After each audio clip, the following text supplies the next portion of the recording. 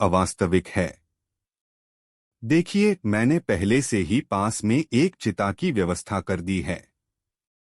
काजी यह जानकर डर गया कि उसके लिए चिता तैयार की गई है, परंतु अब यदि वह पीछे हट गया तो बादशाह उसे कठोर दंड देगा।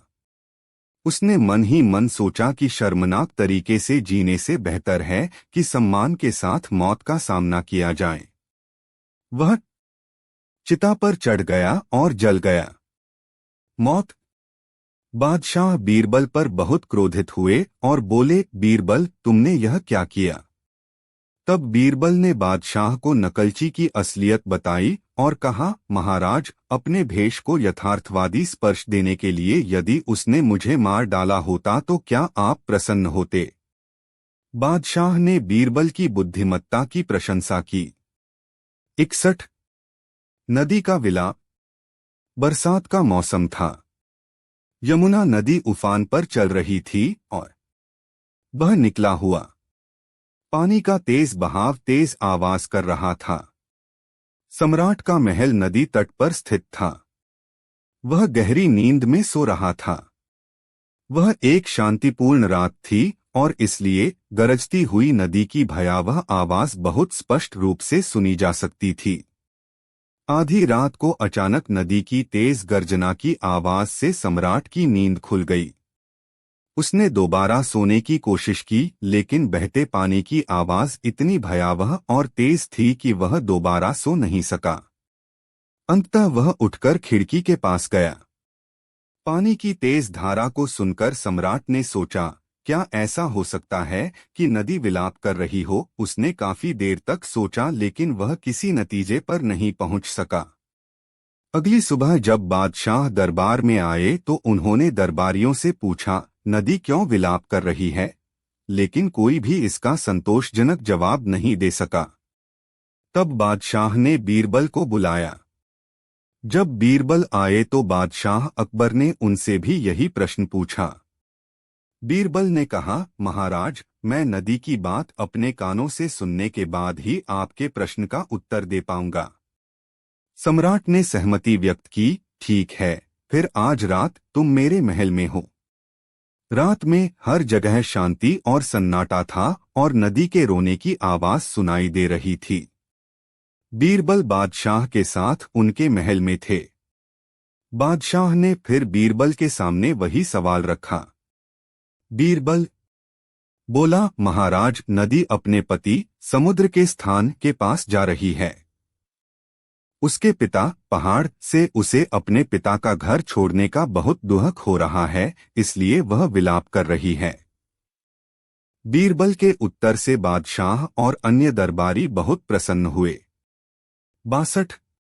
व्यापारियों का कर्तव्य। एक बार बादशाह ने आदेश जारी किया कि नगर के सभी व्यापारियों को नगर की रक्षा का कर्तव्य भी निभाना होगा। इस मुद्दे पर व्यापारी बहुत असमंजस में थे। वे कैसे कर सकते थे? जो लोग वर्षों से तेल, नमक, चीनी और अनाज बेच रहे थे, वे अचानक रखवाली करने लगे। लेकिन उन्हें सम्राट की आज्ञा का पालन करना पड़ा। आखिरकार कोई विकल्प न मिलने पर वे बीरबल के पास आए। उन्होंने उनके सामने इस समस्या का समाधान निकालने की गुहार लगाई। बीरबल ने कहा, चिंता करने की कोई जरूरत नहीं है। जैसा मैं तुमसे कहता हूं तुम वैसा ही करो। रात को जब तुम नगर की रखवाली के लिए निकलो तो अपनी पगड़ी पैरों में बांध लेना और सिर को पाजामे से ढक लेना और कहते रहना, यह अब हमारा है। 43। बीरबल की सलाह। एक दिन बीरबल अपने घर के बाहर बैठकर पान चबा रहे थे। तभी उसने सम्राट के एक सेवक को सड़क पर तेजी से चलते हुए देखा। बीरबल ने उसे बुलाया, अरे, तुम कहाँ जा रहे हो? और तुम ऐसा क्यों हो? बहुत जल्दी है? सेवक ने उत्तर दिया, महाराज ने मुझसे 2 सेर चूना लाने को कहा है। बीरबल को थोड़ा संदेह हुआ। उसने पूछा, जब बादशाह ने तुमसे चूना लाने को कहा तो वह क्या कर रहा था? दोपहर के भोजन के बाद मैंने महामहिम को एक पान दिया। उन्होंने उसे अपने मुंह में रखा और तुरंत मुझे 2 सेर चूना लाने का आदेश दिया। बीरबल ने कुछ देर सोचा और कहा, अरे मूर्ख, तुमने उसके पान में जरूरत से ज्यादा चूना डाल दिया होगा और बादशाह का मुंह जल गया होगा। इसलिए तुम्हें सजा देने के लिए उन्होंने तुम्हें 2 सेर चूना लाने को कहा है। अब मुझे यकीन है कि वह तुम्हें इसका सेवन कराएगा। जैसे ही यह तुम्हारे पेट में पहुंचेगा तुम मर जाओगे। नौकर बहुत डरा हुआ था। हे भगवान, अब मुझे क्या करना चाहिए? उसने पूछा। बीरबल ने कहा, देखो, घबराओ मत। जैसा मैं कहता हूं वैसा ही करो। देखो, मक्खन चूने का मारक है। मक्खन और चूने को बराबर मात्रा में मिलाओ, चूना अपना प्रभाव खो देगा। इसलिए 1 सेर मक्खन को चूने के साथ मिला दो, 1 सेर चूना, और फिर बादशाह के पास ले जाना। नौकर ने बीरबल के कहे अनुसार कार्य किया। बीरबल ने जो कहा था वह सच निकला। बादशाह ने नौकर से सारा चूना खाने को कहा। नौकर ने उसकी पूरी मात्रा खा ली, लेकिन फिर भी वह अगले दिन सामान्य समय पर अपनी ड्यूटी पर पहुंचे। सम्राट उसे जीवित देखकर आश्चर्यचकित रह गया और इस तथ्य से कि वह अभी भी जीवित था, उसका क्रोध और भड़क गया। 0108 सुबह के 11:19। सुनील कुशवाहा 73181। बादशाह ने एक चूना आपूर्तिकर्ता को बुलाया और उससे कहा, कल मैं तुम्हारे पास एक आदमी भेजूंगा, तुम उसे चूना भट्ठी में फेंक दो। चूना आपूर्तिकर्ता सहमत हो गया। तब बादशाह ने नौकर से कहा, देखो, तुम चूना देने वाले के घर जाओ और मेरे लिए 5 सेर चूना मांगो। अगली सुबह नौकर चूना लाने जाने से पहले बीरबल के पास आया और उसे बताया कि पिछले दिन क्या हुआ था। बीरबल ने नौकर की बात सुनी और कहा, अभी मत जाओ। दरअसल बादशाह और चूना आपूर्तिकर्ता के बीच बातचीत बीरबल की मौजूदगी में हुई थी और उसे बादशाह द्वारा रची गई योजना के बारे में पूरी जानकारी थी और उसे यह भी पता था कि इस नौकर से एक अन्य नौकर भी ईर्ष्या करता है। बातचीत सुनी थी। बीरबल को पता था कि दूसरा दुष्ट सेवक निश्चित समय पर यह दृश्य देखने और आनंद लेने अवश्य जाएगा, और यही कारण था कि बीरबल ने पहले नौकर को कुछ समय के लिए हिरासत में ले लिया। अत कुटिल नौकर चूना आपूर्तिकर्ता के घर उस समय पहुंच गया जब पहला नौकर आने वाला था, और चूना आपूर्तिकर्ता ने उसे नौकर समझ लिया जिसे सम्राट के आदेश के अनुसार चूना भट्टी में फेंकना था। चूना आपूर्तिकर्ता ने उसकी गर्दन पकड़ ली और उसे चूना भट्टी में फेंक दिया। कुछ देर बाद पहला नौकर उसके पास आया और 5 सेर चूना मांगा। चूना आपूर्तिकर्ता ने सोचा कि यह सम्राट का आदेश है और उसने उसे चूना दे दिया। नौकर चूना लेकर दरबार में लौट आया। सम्राट ने आश्चर्य से उसकी ओर देखा। क्या आप रास्ते में किसी से मिले? उसने पूछा। नौकर ने उत्तर दिया, नहीं महाराज, लेकिन रास्ते में बीरबल ने मुझे अपने पास आने के लिए कहा और मैं उनके पास चला गया। सम्राट ने बिना कुछ कहे चुपचाप नींबू ले लिया। 28 मोची का न्याय। एक दिन बीरबल ने बादशाह अकबर से अनुरोध किया, यदि मैं कभी कोई अपराध करूं तो मुझे सजा तय करने के लिए न्यायाधीशों को चुनने दें। यह मेरा आपसे विनम्र अनुरोध है, कृपया इसे स्वीकार करें।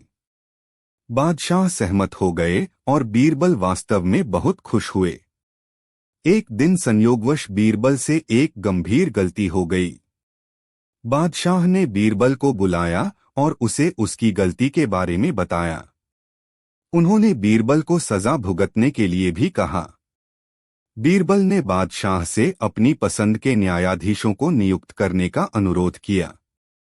सम्राट सहमत हो गए और उनसे अपने न्यायाधीश स्वयं चुनने को कहा। बीरबल ने 5 मोचियों को मुकदमे में जज नियुक्त किया। बादशाह ने आश्चर्य से पूछा, ये मोची क्या न्याय कर सकते हैं? आपको इसके बजाय कुछ शिक्षित व्यक्तियों को चुनना चाहिए था। लेकिन अंततः बीरबल की पसंद के अनुसार पांचों मोचियों को बीरबल का मुकदमा सुनने के लिए नियुक्त किया गया। बीरबल ने उन्हें अपनी गलती बताई और अपना फैसला देने को कहा। अचानक मोचियों को याद आया कि कुछ साल पहले बीरबल उन्हें बहुत परेशानी हुई थी, इसलिए उन्होंने लेने का फैसला किया। बदला। पहले मोची ने कहा, महाराज, बीरबल ने बहुत बड़ा अपराध किया है, उसे 100 रुपए का जुर्माना देना होगा। दूसरे मोची ने कहा, यह तो बहुत बड़ी सजा है।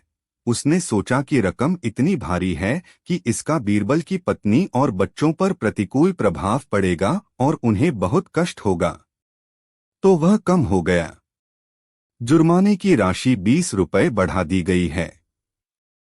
तीसरे मोची को भी 80 रुपए का जुर्माना बहुत ज्यादा लगा, इसलिए उसने इसमें 60 रुपए कम कर दिए।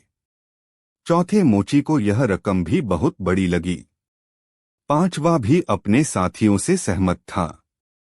अंततः कुछ विचार विमर्श के बाद यह निर्णय लिया गया कि बीरबल को केवल 20 रुपए का जुर्माना देना होगा। बादशाह को तुरंत एहसास हुआ कि बीरबल इतना चतुर था कि उसने मोचियों को न्यायाधीश नियुक्त कर दिया और इस तरह बड़ी सजा से बचने में कामयाब रहा। मोची चले गए। सम्राट ने 20 रुपए की रकम को कुछ नहीं समझा, लेकिन गरीब मोचियों के लिए यह निश्चित रूप से बहुत बड़ी रकम थी। साल भर की कड़ी मेहनत के बाद भी उनके लिए 10 रुपए भी बचाना संभव नहीं हो सका।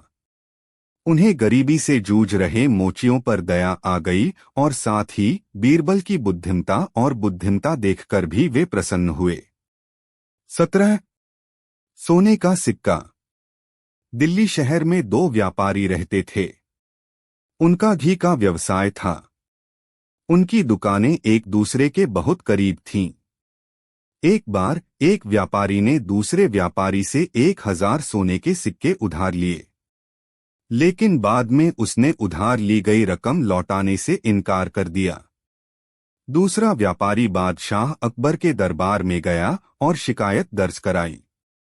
बादशाह ने यह मामला बीरबल को सौंप दिया। बीरबल ने प्रत्येक व्यापारी से अपना बयान देने को कहा।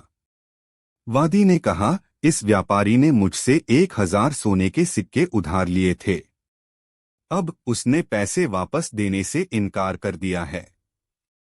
आरोपी व्यापारी ने कहा, नहीं सर, यह झूठ है। वह मुझसे जलता है और इसलिए मुझे झूठे केस में फंसाना चाहता है। बीरबल ने दोनों व्यापारियों को मुकदमे के फैसले के लिए 10 दिन बाद दरबार में आने को कहा। तब बीरबल ने 20 सेर घी से भरे 10 डिब्बे मंगवाए। सभी डिब्बों में से केवल 2 में उसने एक सोने का सिक्का रखा। बाद में उन्होंने नगर के सभी घी व्यापारियों को बुलाया। दोनों व्यापारी भी आए। उन्होंने उनमें से प्रत्येक को घी का 1 कंटेनर दिया और कहा, इनमें से प्रत्येक कंटेनर में 20 सेर घी है। इसे घर ले जाओ और घी की गुणवत्ता की सावधानी पूर्वक जांच करने के बाद इसका मूल्य तय करें। उसने जानबूझकर सोने के सिक्कों से भरे 2 कंटेनर वादी और अभियुक्त को दे दिए। व्यापारी डिब्बे अपने घर ले गए। फिर उन्होंने घी को अलग अलग परीक्षणों में डाला और इसकी बाजार कीमत तय की। उन्हें अपने अपने डिब्बों में 1 सोने का सिक्का मिला। जिस व्यापारी ने अदालत में अपील की थी वह ईमानदार था। उसने सोने का सिक्का लौटा दिया। लेकिन दूसरे व्यापारी ने डिब्बे से सोने का सिक्का निकाला और अपने बेटे को दे दिया। नियत दिन पर सभी व्यापारी अपने घी के पात्र लेकर सम्राट के दरबार में आए। बीरबल ने आरोपी व्यापारी के कंटेनर की सावधानी पूर्वक जांच की। उन्होंने पाया कि घी की मात्रा कम हो गई है। जब उन्होंने इस बारे में पूछताछ की तो आरोपी व्यापारी ने कहा, महाराज, घी गर्म होने के कारण इसकी मात्रा कम हो गई है। क्या ऐसा है? फिर उस स्थिति में मैं अन्य घी के डिब्बों की भी जांच करूंगा, बीरबल ने उत्तर दिया।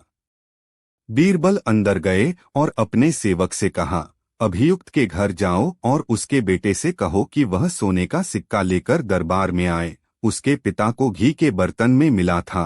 कुछ ही देर में आरोपी व्यापारी का बेटा सोना लेकर कोर्ट में आ गया। सिक्का? बीरबल ने उससे पूछा, बाकी 5 सोने के सिक्के कहाँ हैं?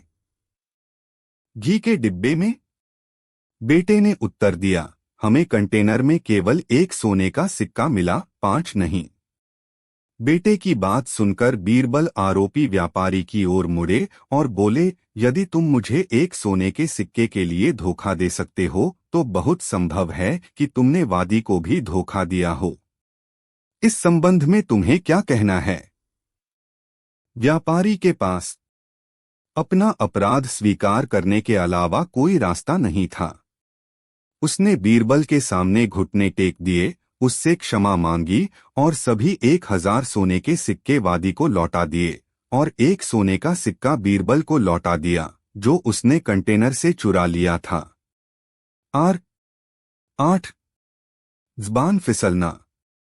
एक बार एक बूढ़े व्यक्ति ने तीर्थ यात्रा पर जाने का फैसला किया। उसने कड़ी मेहनत की और भविष्य के लिए बचत करने के लिए कुछ पैसे कमाए। जब उसने बाहर घूमने जाने की योजना बनाई तो उसने अपने पैसे रखने के लिए एक सुरक्षित जगह के बारे में सोचा। उसने पैसों का वह घड़ा निकाल लिया जिसे वह गुप्त स्थान पर छुपाकर रखता था। फिर उसने अपने घर के सभी दरवाजे और खिड़कियां बंद कर दीं और अपने पैसे गिनने लगे। कुल मिलाकर 4000 सोने के सिक्के थे। मैं अपने खर्चों को पूरा करने के लिए 2000 सोने के सिक्के अपने साथ ले जाऊंगा, उसने मन ही मन सोचा। मुझे लगता है कि यह लगभग 6 महीने तक चलने वाले दौरे के लिए पर्याप्त होगा।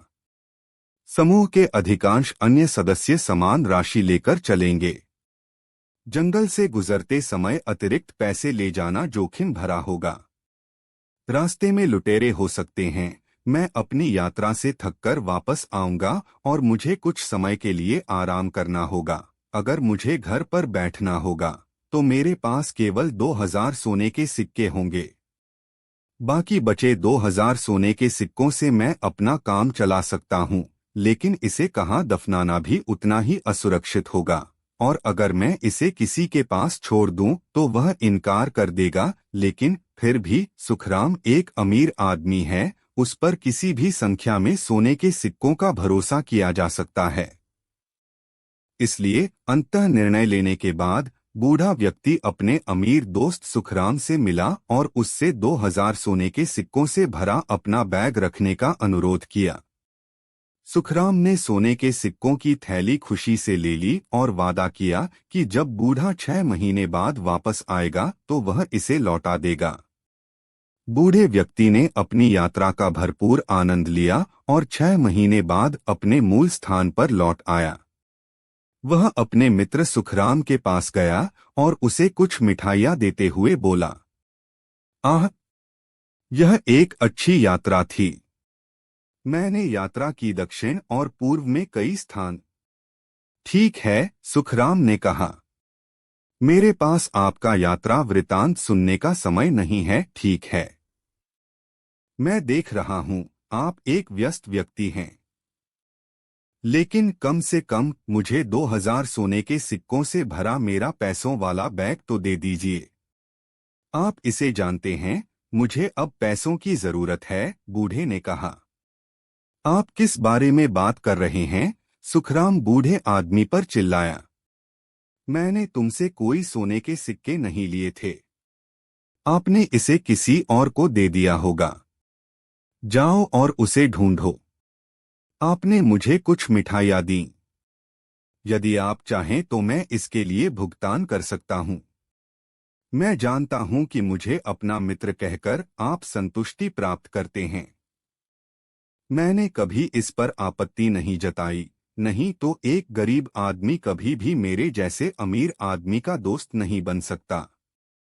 बूढ़ा विलाप करने लगा। कृपया मेरे पैसे लौटा दो।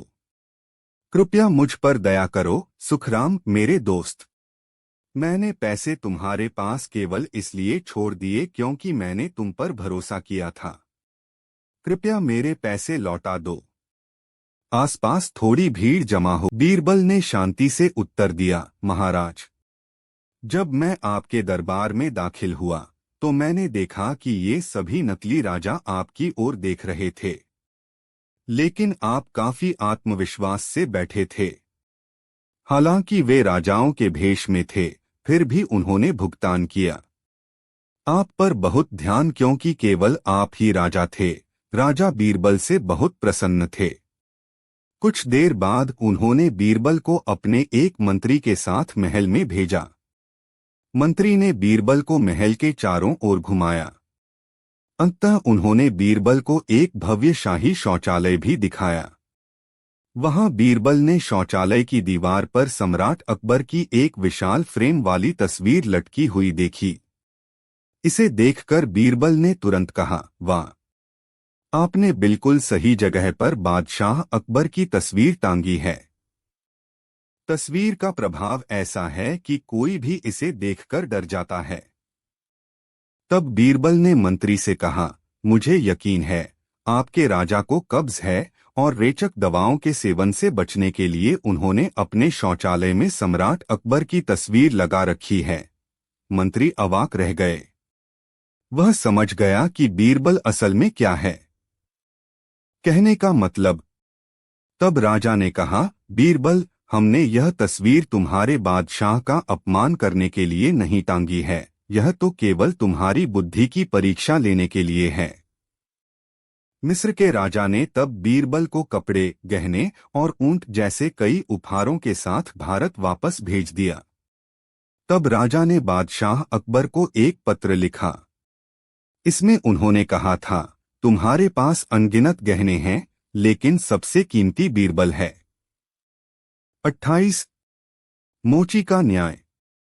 एक दिन बीरबल ने बादशाह अकबर से अनुरोध किया, यदि मैं कभी कोई अपराध करता हूं तो मुझे सजा तय करने के लिए न्यायाधीशों को चुनता हूं। यह मेरा आपसे विनम्र अनुरोध है। कृपया इसे स्वीकार करें। बादशाह सहमत हो गए और बीरबल वास्तव में बहुत खुश हुए। एक दिन संयोगवश बीरबल से एक गंभीर गलती हो गई। बादशाह ने बीरबल को बुलाया और उसे उसकी गलती के बारे में बताया। उन्होंने बीरबल को सजा भुगतने के लिए भी कहा। बीरबल ने बादशाह से अपने न्यायाधीशों को नियुक्त करने का अनुरोध किया। बादशाह सहमत हो गए और उनसे अपने न्यायाधीशों को स्वयं चुनने के लिए कहा। बीरबल ने 5 मोचियों को मुकदमे में जज नियुक्त किया। सम्राट ने आश्चर्य से पूछा, ये मोची क्या न्याय कर सकते हैं? इसके स्थान पर किसी शिक्षित व्यक्ति को चुनना चाहिए था। बीरबल का मुकदमा सुनने के लिए नियुक्त किया गया। 5 मोचियों को चुने। बीरबल ने उन्हें अपनी गलती बताई और अपना फैसला देने को कहा। अचानक मोचियों को याद आया कि कुछ साल पहले बीरबल ने उन्हें बहुत परेशान किया था। इसलिए उन्होंने बदला लेने का फैसला किया।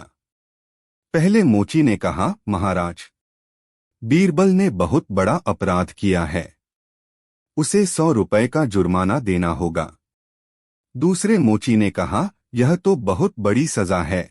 उसने सोचा कि रकम इतनी भारी है कि इसका बीरबल की पत्नी और बच्चों पर प्रतिकूल प्रभाव पड़ेगा और उन्हें बहुत कष्ट होगा। अतः उन्होंने जुर्माने की रकम 20 रुपए कम कर दी। तीसरे मोची को भी 80 रुपए का जुर्माना बहुत ज्यादा लगा, इसलिए उसने इसमें 60 रुपए कम कर दिए। चौथे मोची को यह रकम भी बहुत बड़ी लगी। पांचवा भी अपने साथियों से सहमत था। अंततः कुछ विचार विमर्श के बाद यह निर्णय लिया गया कि बीरबल को केवल 20 रुपए का जुर्माना देना होगा। बादशाह को तुरंत एहसास हुआ कि बीरबल इतना चतुर था कि उसने मोचियों को न्यायाधीश नियुक्त कर दिया और इस तरह बड़ी सजा से बचने में कामयाब रहा। मोची चले गए। सम्राट ने 20 रुपए की रकम को कुछ नहीं समझा, लेकिन गरीब मोचियों के लिए यह निश्चित रूप से बहुत बड़ी रकम थी। साल भर की कड़ी मेहनत के बाद भी उनके लिए 10 रुपए भी बचाना संभव नहीं हो सका। उन्हें गरीबी से जूझ रहे मोचियों पर दया आ गई और साथ ही बीरबल की बुद्धिमता देखकर भी वे प्रसन्न हुए। 29। बीरबल और अपवित्र ब्रश। बीरबल एक हिंदू थे जबकि अधिकांश दरबारी बीरबल के थे। बादशाह सहित सभी दरबारियों ने बीरबल को भी मुसलमान बनाने का निर्णय लिया। एक दिन जब बीरबल दरबार में काम में व्यस्त थे तो बादशाह ने कहा, बीरबल, कल महल में एक बड़ी दावत है। तुम्हें दावत में शामिल होने के लिए आमंत्रित किया गया है। बीरबल उस समय किसी काम में व्यस्त थे।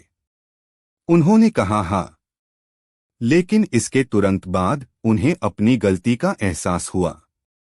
पर तब तक बहुत देर हो चुकी थी। उसे अगले दिन दावत में जाना था।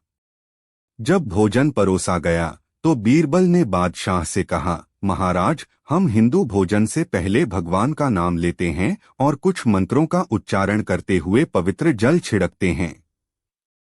हम इन अनुष्ठानों का पालन किए बिना अपना भोजन नहीं लेते हैं।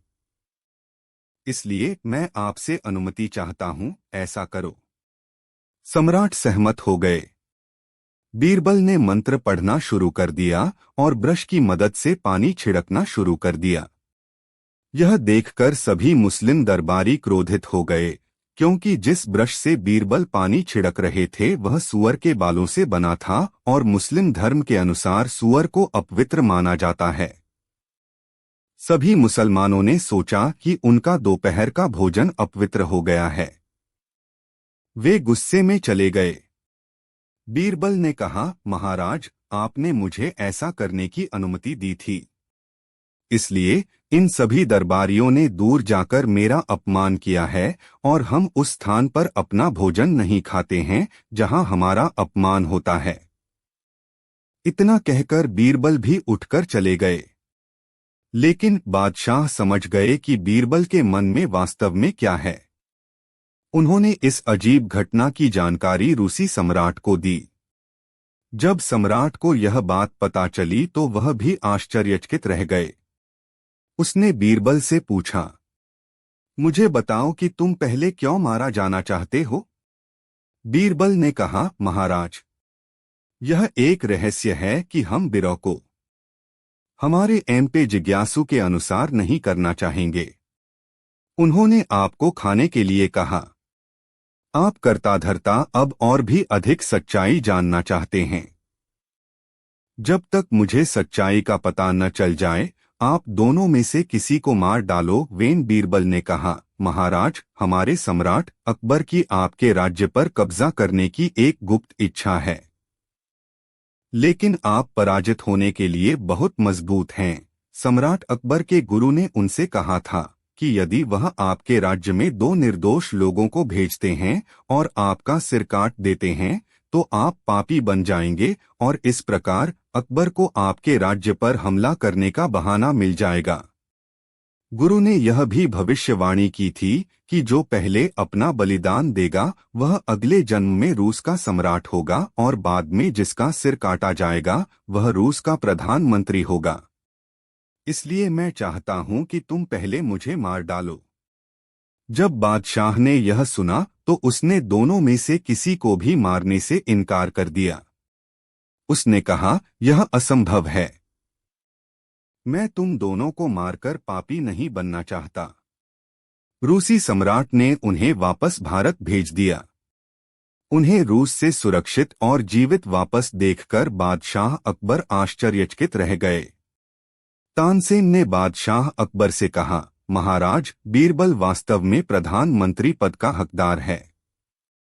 अगर बीरबल ने समय पर मदद न की होती तो मैं मरा हुआ आदमी होता। बीरबल से ईर्ष्या करने वाले सभी दरबारियों ने शर्म से अपना सिर झुका लिया।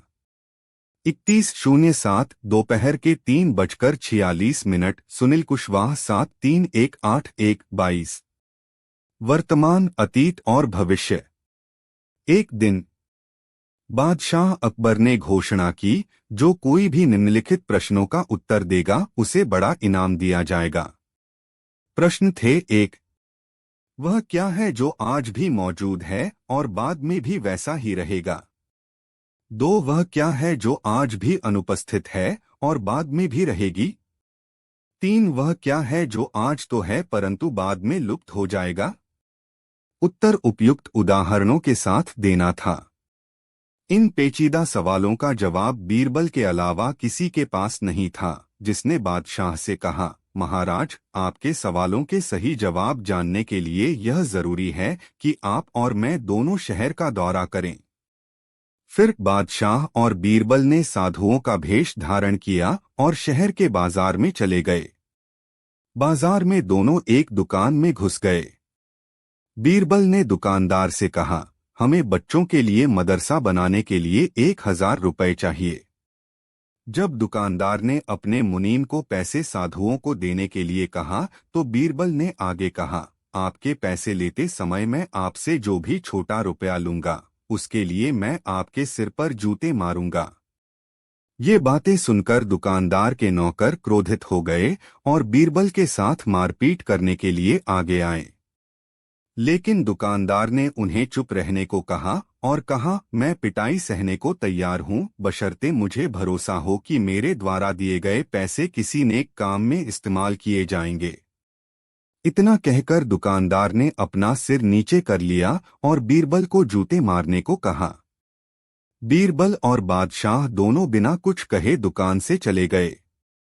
वे साथ चल रहे थे और रास्ते में बीरबल ने चुप्पी तोड़ी और कहा, देखिए मेरे भगवान, इसका मतलब है कि दुकानदार के पास आज पैसा है और उसका नेक इरादा उसे कल इनाम दिलाएगा, यानी भविष्य में।